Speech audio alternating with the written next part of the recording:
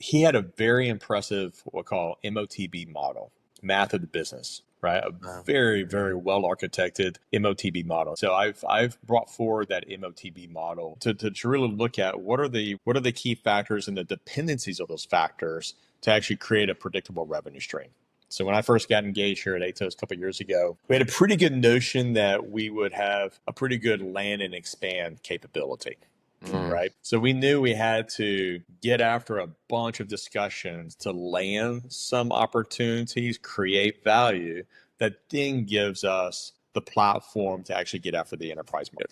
So there's an entire MOTB model that I built around the land and expand strategy that speaks to what are the number of MQLs we need to have on a weekly basis, which predicates the number of people we need to be outreaching to and the number of calls that need to be made and the engagement strategy around that then leads to SQLs. And then obviously all the transition of that down into landing a facility, growing that footprint, and getting us into an enterprise portfolio opportunity. But this model speaks to all the way from the number of people we need to be calling on a weekly basis and reaching out to on a weekly basis, all the way to how many enterprise opportunities will I have anywhere from 9 to 18 months from that call being made. Right. It's interesting because a lot of startup companies come to me and they're saying, "Oh, we want 3 times growth, so we're just going to sell." And you're saying, yeah, 3x growth comes from this complicated chain of events, and I'm going to work that backwards and make sure it's starting at the top of the chain because that's the only way that you reach the bottom.